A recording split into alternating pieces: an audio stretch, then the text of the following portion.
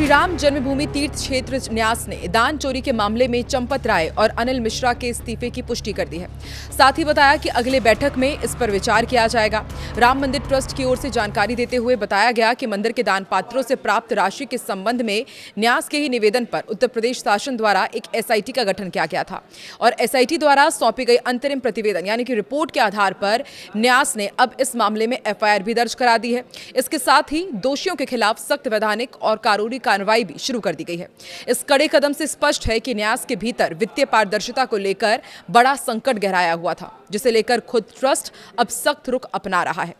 इसी बीच सबसे बड़ी खबर यही है कि चंपत राय और इसके ही साथ अनिल मिश्रा ने इस्तीफा दे दिया है और इसकी पुष्टि भी हो गई है और माना जा रहा है कि 11 जुलाई को जो बड़ी बैठक होगी उसके बाद अब ट्रस्ट का नया महासचिव कौन होगा ये तय कर लिया जाएगा। नमस्कार, मैं हूं आकांक्षा और आप देख रहे हैं न्यूज़ 18 का डिजिटल प्लेटफॉर्म। श्री राम जन्मभूमि अयोध्या में चल रहे चंदा चोरी मामले को लेकर एसआईटी लगातार खुलासे कर रही है।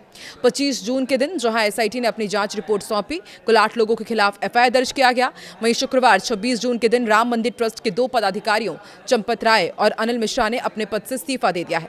अब सवाल खड़े हो रहे हैं कि क्या आने वाले दिनों में कुछ बड़ा होने वाला है। श्री राम जन्मभूमि तीर्थ क्षेत्र के महासचिव चंपत राय और ट्रस्टी डॉक्टर अनिल मिश्रा ने अपने पद से इस्तीफा दबाव में दिया है। इसकी स्क्रिप्ट 8 दिन पहले हरिद्वार में लिखी गई थी। विश्व हिंदू परिषद की 18 और 19 जून को हरिद्वार में बैठक थी। इसमें अयोध्या से चंपत राय और गोपाल राव शामिल हुए थे और सूत्र बताते हैं कि आरएसएस के सर कार्यवाह दत्तात्रेय होसबोले ने दोनों से राम मंदिर चढ़ावा चोरी की जानकारी ली। चढ़ावे के हिसाब किताब में हेराफेरी को लेकर दोनों को जमकर फटकार भी लगाई थी। बैठक के बाद चंपत राय पर दबाव बढ़ने लगा था। संघ के बड़े पदाधिकारियों ने उनसे दूरी बना ली है। 19 जून को सीएम योगी आदित्यनाथ भी अयोध्या के दौरे पर आए थे। उस वक्त भी चंपत राय को सीएम के कार्यक्रमों से दूर रखा गया था।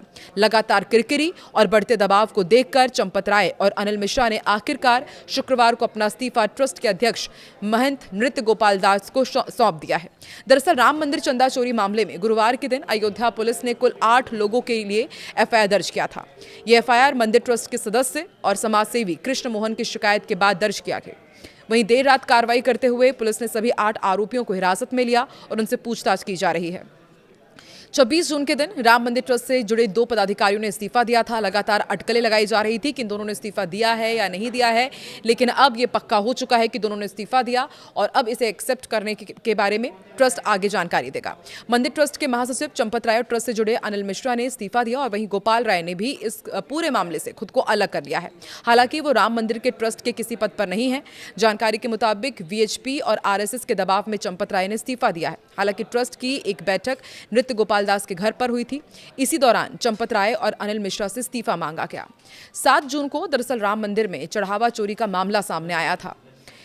इसके 18 दिन बाद ट्रस्ट के 8 लोगों पर एफआईआर दर्ज हुई। इसमें ट्रस्ट के बड़े चेहरों के नाम नहीं थे। इसको लेकर सोशल मीडिया पर किरकिरी होने लगी। विपक्षी पार्टियों के लोग बयानबाजी करने लगे कि बड़े लोगों को बचाया जा रहा है।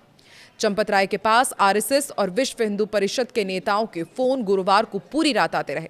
कुछ नेताओं ने उन्हें इस्तीफा देकर मामला शांत करने की सलाह दी। इसके बाद चंपत राय ने शुक्रवार सुबह पूजा पाठ किया।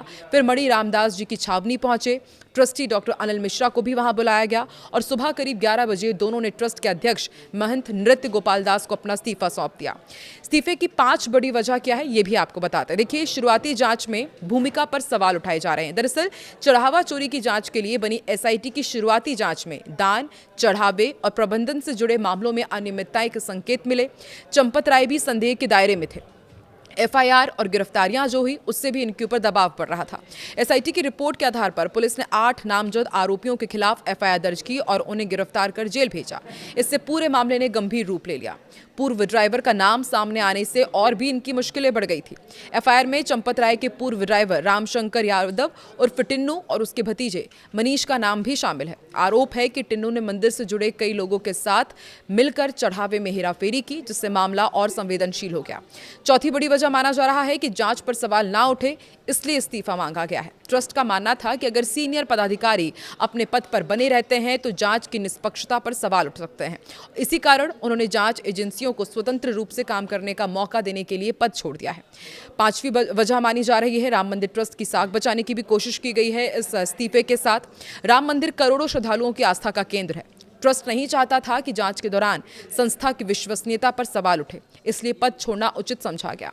हरिद्वार में हुई विश्व हिंदू परिषद की बैठक में साधु संतों ने कहा था कि न केवल श्री राम जन्मभूमि तीर्थ क्षेत्र ट्रस्ट की जांच हो, बल्कि ब्रह्मलीन स्वामी स्वरूपानंद सरस्वती के रामालय ट्रस्ट और राम मंदिर मामले में निर्णय आने से पहले मंदिर निर्माण की गतिविधियों को चलाने के लिए गठित श्री राम जन्मभूमि निर्माण समिति के भी अकाउंट और खर्च की जांच होनी चाहिए। चढ़ावा चोरी पर साधु संतों में आक्रोश और स्थिति बिगड़ते देख विश्व हिंदू परिषद की केंद्रीय प्रबंध समिति की 26 जून से अयोध्या में होने वाली 4 दिवसीय बैठक भी टाल दी गई है। ये बैठक कारसेवकपुरम में होनी थी। इसमें 44 प्रांतों के सभी सदस्यों को शामिल होना था। इस मामले में कई अन्य लोगों के नाम भी सामने आने की संभावना है। इसके साथ ही एफआईआर में नामजद 8 आरोपियों से पूछताछ के बाद पुलिस सच का खुलासा कर सकती है। राम मंदिर ट्रस्ट के पदाधिकारी और अन्य अफसर प्रेस कॉन्फ्रेंस कर मीडिया को दूसरी जानकारी भी दे सकते हैं। यदि ये प्रेस कॉन्फ्रेंस होती है तो कई अन्य खुलासे भी हो सकते हैं। यदि लीक हुई एसआईटी रिपोर्ट पर कोई आधिकारिक सहमति या खंडन नहीं होता है तो आने वाले दिनों में माना जा रहा है कि बड़ा घटनाक्रम देखने को मिलेगा।